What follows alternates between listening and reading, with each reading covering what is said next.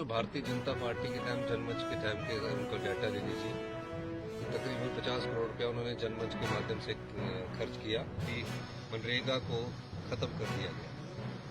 मनरेगा जो उसकी आत्मा को ही मार दिया गया है। तालाब और रास्ते बनते थे, वो तालाब और रास्ते नहीं बनेंगे। उसके क्या कहा गया कि जो एक टेंजिबल एसेट्स होगा, यानी कि कोई स्कूल की बिल्डिंग बनी होगी, उसमें ठेकेदार के अंदर उनको लगा दिया जाएगा। तो हिमाचल प्रदेश की सरकार ने यह फैसला किया कि हम इसके खिलाफ जनता की अदालत में जाएंगे और उनको बताएंगे।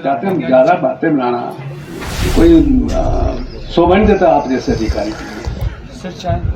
इसका मतलब आप लोगों की आवाज दबाने की कोशिश कर रहे हैं। जी राम जी, बिल पर मैं ये कहना चाहता हूँ कि मनरेगा को खत्म कर दिया गया। मनरेगा जो उसकी आत्मा को ही मार दिया गया है। किस प्रकार का अभियान चलेगी?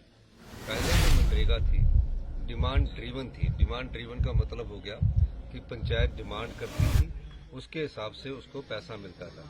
अब ये एलोकेशन ड्रीवन हो गई है, यानी कि भारत सरकार हमें फंड देगी और फंड देने के बाद हम एलोकेट करेंगे कि कितनी पंचायतों में ये सेवा शुरू करनी चाहिए।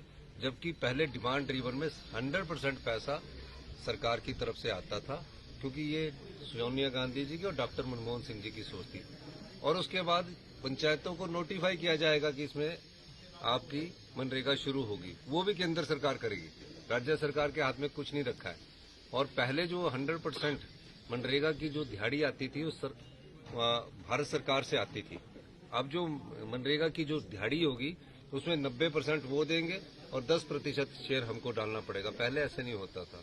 उसके अलावा ये कहा गया कि जैसे तालाब और रास्ते बनते थे, वो तालाब और रास्ते नहीं बनेंगे।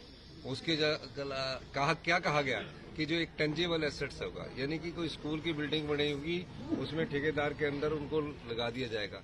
तो हिमाचल प्रदेश की सरकार ने यह फैसला किया कि हम इसके खिलाफ जनता की अदालत में जाएंगे और उनको बताएंगे कि किस प्रकार 20 साल से मनरेगा आम लोगों के घरों तक पहुंची, आम लोगों के घरों के चूल्हे इस मनरेगा की दिहाड़ी के द्वारा चले। इस सरकार ने तो उसको बिल्कुल तरह खत्म कर दिया है। फिर एलोकेशन ऑफ फंड पता नहीं आएगा कि नहीं आएगा। पहले ये गारंटी थी, इसकी गारंटी अभी भी नहीं है। तो ये बीजेपी के जो चुनकर जाते हैं संसद सदस्य, उनको ये करना चाहिए।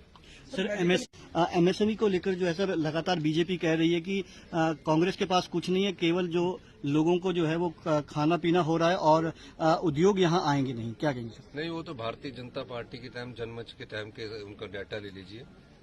तकरीबन 50 करोड़ रुपया उन्होंने जनमंच के माध्यम से खर्च किया और उसमें अधिकारियों को भी उनके भी विचारों के अधिकारियों को भी डांटते थे और लोगों के काम भी नहीं हुए। धन्यवाद।